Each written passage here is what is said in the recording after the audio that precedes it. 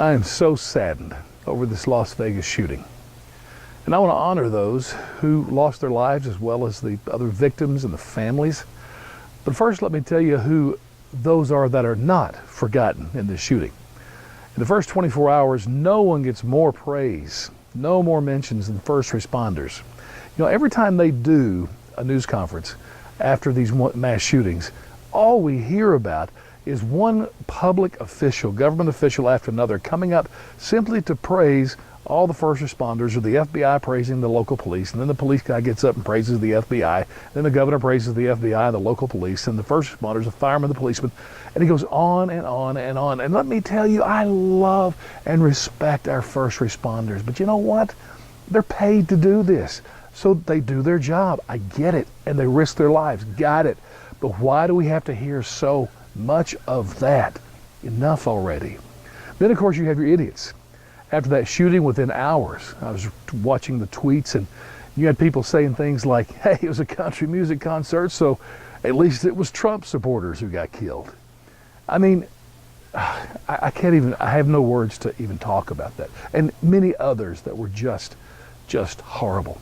Then, of course, you had ISIS. They took credit for it, which is a laugher to me. Of course, they got their name out there. Maybe that's what they were going for. But I tell you this, nothing tells me they're losing like taking credit for this. A white guy, not even a Muslim. Now they're really making a stretch. But maybe the worst of all that we hear about the first day after shooting are the politicians.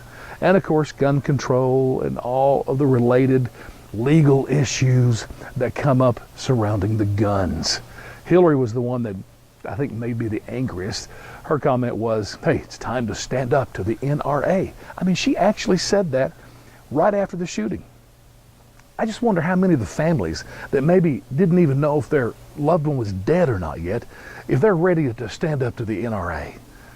Why can't she retire or at least shut up, for goodness sakes? By the way, to the Democrats, I say this every single time, and I say it again. Before you go crazy and take up our airways 24 hours a day to talk about gun control, please tell me one law, just one new regulation you would come up with that would have stopped this guy. Just give me one, and I'll shut up. But you never do. So please, you shut up. So my question is, who are the forgotten ones? Well, it's hard to imagine they are, but the forgotten ones are the victims and the victims' families. I mean, I'm amazed, and I realize you can't release the names right away, but we so need to honor these people.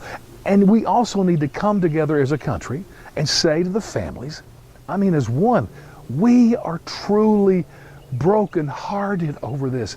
We hurt over this. We can't understand their pain, but we are with them. We are absolutely with them. And secondly, we need to honor the victims of this. We need to know their names. And by the way, I don't need to see another picture of the shooter. I don't want to see his name anywhere ever again. Don't interview his family, friends. I don't care where he lived, don't care where he worked. Shut up about it. No more. He's the one that needs to be forgotten as soon as possible. No more about him. He's dead. Thank you, God. The forgotten ones, though, are the victims. I wish I could say to the press, as soon as these names are released, one after another, spend your time, instead of talking about the shooter or first responders or the yapping politicians, spend your time talking about, hey, who is your favorite group, at the concert? Who did they go there to see? It's a country music concert. I heard one first responder talk about he'd never seen so many ambulances. Well, that's cool. That's great. But you know what I'd like to know? It's a country music concert. How many pickups were there? That would be interesting to me. So let's see their faces. Let's hear their stories. Let's try to experience a little of the pain that their families are going to have to experience the rest of their lives. And down the road we can get into politics if there's an answer. But for now, please don't let the victims be the forgotten ones of this terrible tragedy.